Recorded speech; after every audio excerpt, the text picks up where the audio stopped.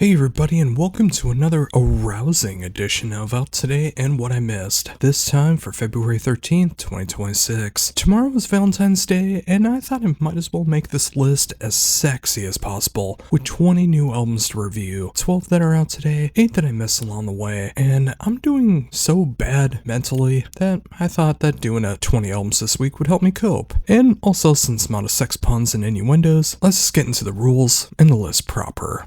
First up, we have Ashbringer with Subglacial. The fifth album from this Minnesota band, and actually they're just one town over from me, is the band expanding upon their blend of false black metal. The band has always been known for pushing the boundaries of progressive, post, folk, black gaze, and so much more into their black metal sound, and I've loved it ever since day one. With Subglacial, it feels like the band is going back into harsher sounds that they started with in the beginning, but not losing anything that they've learned along the way. The production will either be hit or miss for you, as it is quite raw, but every instrument is clear and the songwriting is worth your attention. It feels like it brings together everything that I love about bands like Aglock, Emiensis, Together to the Stars, and Panopticon into one place, but done with a southern Twin Cities metro charm. I can't say it enough, Minnesota has a phenomenal black metal scene here, and Ashbringer, while exploring so much more than its core sound, is an excellent example of it. I dare say this is their best album to date. Check it out for yourself. Next up is Bloodred with Colors of Pain. The fourth album from this German Blackened death metal band is a visceral display of blending the genres and creating a dark and realistic look at life. Just from the album title alone, you can tell that this is a personal album that hits the pain of the current world while dealing with it on an individual level. The music more than matches up to it, and no two songs sound alike, and they all feel like they're exploring something just a little bit different while staying connected.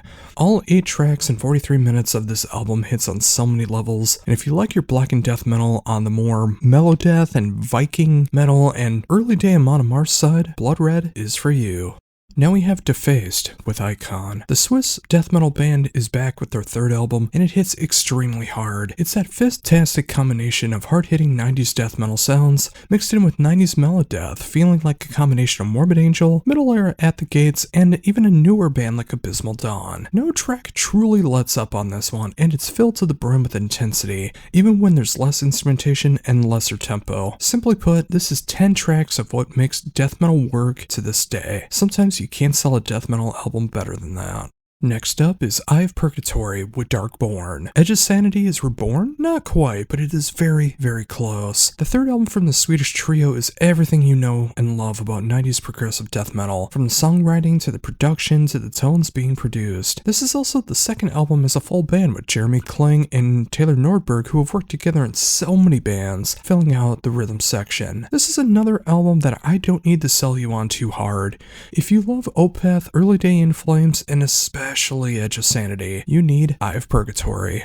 Now we have Greyhawk with Warriors of Greyhawk. The third album from the Seattle outfit is that classic metal, power metal, and epic metal styles personified. 11 tracks and almost 50 minutes of the nostalgic sound in a revival metal package, paying tribute to the legends of Judas Priest, Dio, and Hammerfall, all while falling in line with bands like Visigoth, Sumerlands, and Eternal Champion. While nothing here is reinventing the wheel, it doesn't need to. It just needs to be undeniably solid, and Greyhawk may be the shining example of how that's done in 2026. This is sure to make any revival metal fan smile from ear to ear, and it'll only take one listen to understand why.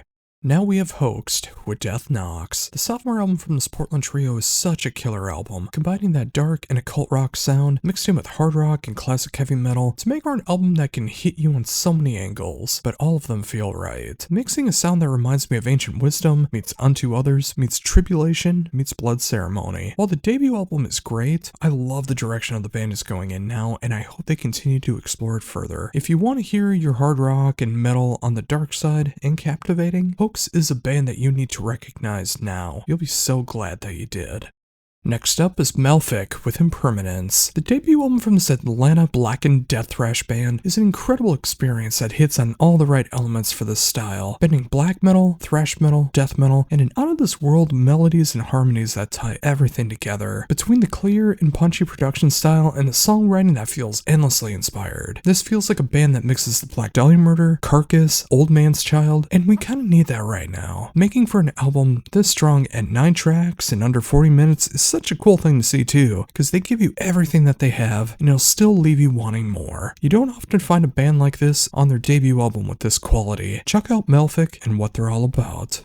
Now we have a band and an album title that I'm gonna deeply apologize for getting wrong. Ponte del Diavolo with D Venom Natura. Talk about a captivating album. The sophomore album from this Italian band more than lives up to the album title. This feels venomous in a way that strikes between its darkest black metal, its catchiest post-punk and gothic overtones, and the occasional doom that roars at you as you lie on the ground from the impact. It's such an odd combination on paper, but when you hear it executed, it makes all the sense in the world. The production is human, but it still sounds crisp and clear, and the songwriting is impeccable and inspired in ways that'll take you by surprise on the first listen. Imagine a mix of the latest album from Mesa, but adding moments of Latter-day Rotting Christ and Sisters of Mercy. That initial hit may shock you, but once you pay attention to everything that's going on, you'll keep wanting more. This is how you make music inspired in 2026.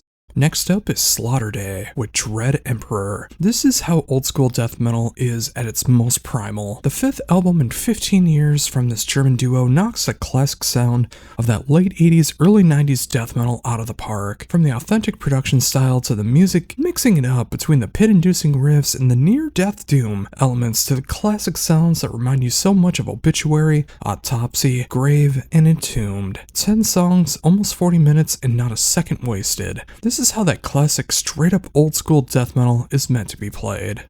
Here we have Space of Variations with Poisoned Art. When I interviewed this Ukrainian band back for their previous album, the world was in a very dark place, and 4 years later, it's only gotten worse. Somehow this band has gotten heavier and catchier at the same time. For every moment of modern clarity in the music, or a throwback to that 80s and 90s music aesthetic, they will come up with a breakdown or a monstrous riff that makes the band balance the melody and the disharmony of life in every song. You will hear moments that remind you of modern bands such as I Prevail and Elwood Stray, but you'll also hear moments that remind you of early day Killswitch Engage, just like it hit me 20 years ago. Well, I guarantee this will not be for everybody who normally checks out my lists. If you have an open mind when it comes to more mainstream genres, this is a band that is more than worthy of your attention. They are pushing the envelope in ways that need to be pushed, and it's going to pay dividends in the long run. They keep getting bigger and better on every release, and they deserve to do so.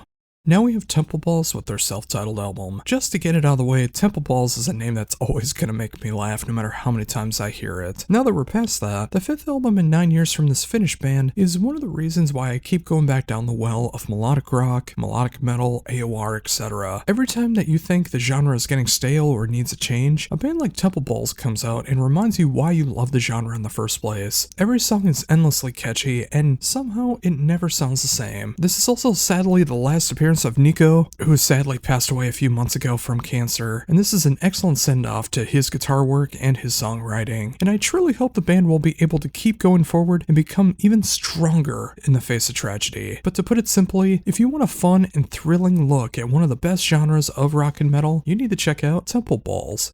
And finally, for brand new albums out today, we have Worm with Necropalace. Right off the bat, Marty Friedman does a guest appearance on the track Witch Moon the Endless Masquerade, and I never thought I would say that he would be a part of a Blackened Death Doom album, but as you would expect, he nails it in every conceivable way. The fourth album from this North American band is everything that 90s extreme metal is all about. From the super raw production to the clear and audible style of that, to the songwriting, whether it is 14 minutes at its longest or 7 at its shortest, it's all of the blackened, death, doom, and experimental moments that are simply legendary. You hear everything from Black Braid to Hood and Menace to Emperor to Cradle of Filth here, and it's still not as random and as quirky as the album gets. I mean, just check out the album cover. I mean, come on. This is the kind of album that is either a grandiose masterpiece or a complete hodgepodge of sound depending on your ears. I am of the former, and I can't get enough of it. Let Worm slither into you. And now for everything that I missed along the way, starting with Before I Turn with Immoral and Malevolent Happenings. 5 albums into this New England band's career, and they've made one of the most haunting and horror-infused metalcore albums I've ever heard. It's dripping in atmosphere, punishing in its riffs and breakdowns, and just the right amount of cleans to make the music feel even more tragic. This is the kind of album that feels like a film score when you close your eyes, and it fills you with dread with every passing second. You don't often get a kind of band like this with a theme where the music has the sense of a bands like Currents, The Contortionist, Periphery, Shadow of Intent, and the horror soundtracks of Danny Elfman. I can't guarantee everyone will like this, but if the idea of this intrigues you even in the slightest, you need to see what this band is all about and what they will surely come to be in the future. Who knew that saving progressive metalcore and deathcore styles would simply be honing in on the true horror that it can represent? Now we have Crystal Sun with The Trace You Left, the first and final album featuring Ale Mose, who started off the project as a studio project, became a tribute to him, with everyone who joined the band guesting on the album, and his legacy with the money for the album going towards cancer research. How can you not be in favor of that? The music is layered in death metal, but there's so many moments of thrash, melodeath, new wave of British heavy metal, and more that makes it so much more than just a simple death metal album. With so many guest appearances, I can't list them all off here in a short little review like this. It helps make this album even more varied and even more of a thrill ride from beginning to end. This is an incredible tribute to the legacy of Ale Mose left on his peers, and it shows what he was capable of in the scene that he was a part of, all while showing off the rest of the world what he was capable of until his final recorded moments. Will this be the only album from Crystal Sun? I hope not, as I hope that they continue on, as it would be cool to see where else this project can go from here, while still praising its creator. But even if this is it, this is an album that won't easily be forgotten, and it is sure to leave a lasting impression on you, and I really hope we will find the end of cancer one day. Next up is Evoked Eclipse with The Cries of Evil. The debut album from this Italian one-man band is some of the most haunting and devastating music of this style I have ever heard. For every moment that goes into the more extreme end of things, it's balanced out with a gothic overtone that rips you apart emotionally and doesn't let up. It feels like when you take a mix of Dissection and Naglfar, and you mix it with equal parts Swallow the Sun and Early Day Catatonia. Intentional or not, with the week that I've had, this album brings tears to my eyes in a cathartic way that I truly needed. Put all that together with a production style that feels like any 2000s masterpiece of this style, and the songwriting that truly feels from the heart, and you have an album that will bring as much enjoyment as it does devastation. All of that in only 8 tracks and 33 minutes is no easy thing to achieve. Give this one a proper listen and prepare to be floored.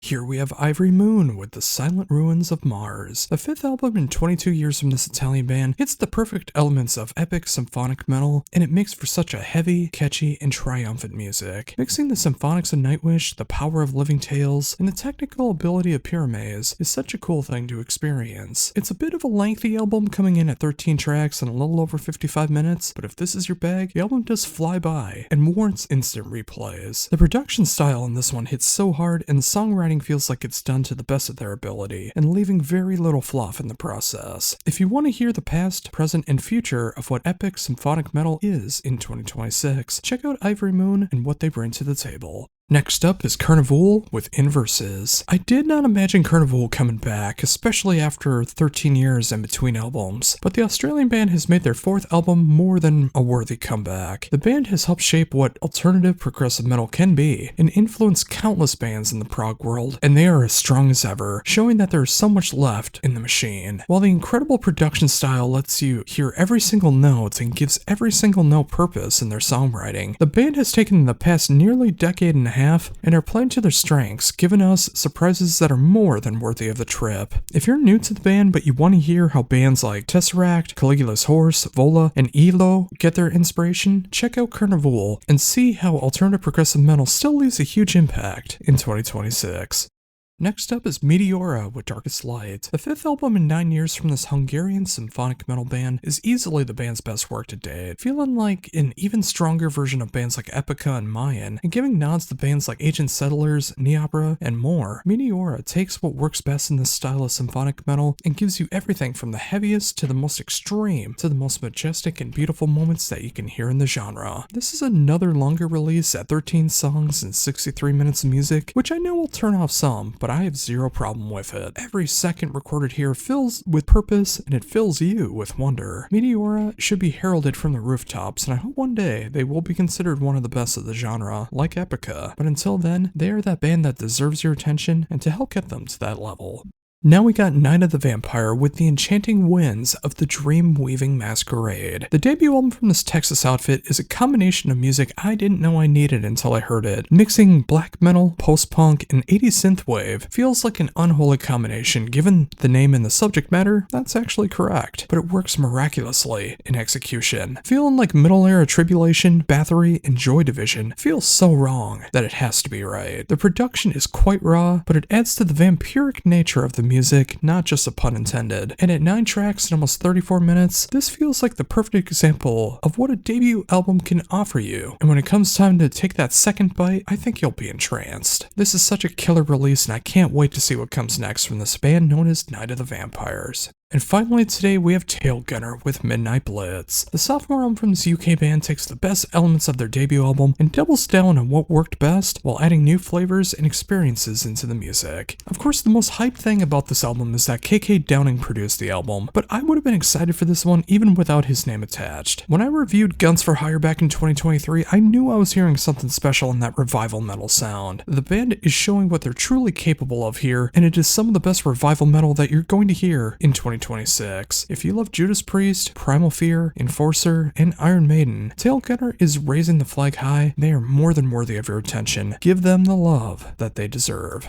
And there you go, folks. 20 more albums down, 32 done for February so far, and 82 albums in 2026 so far. Don't get used to me doing 20 albums a week every week like I did last year. This is a one-off considering how many promos I've got for today specifically, and also my current mental health state. But when you hopefully come back next week for Out Today and What I Missed for February 20th, 2026, the number will be much more reasonable, and hopefully I'll be in a much better headspace. But until then, for Heavy Debriefings, this is Josh Runquist saying, Happy Valentine's Day, and embrace the skullet.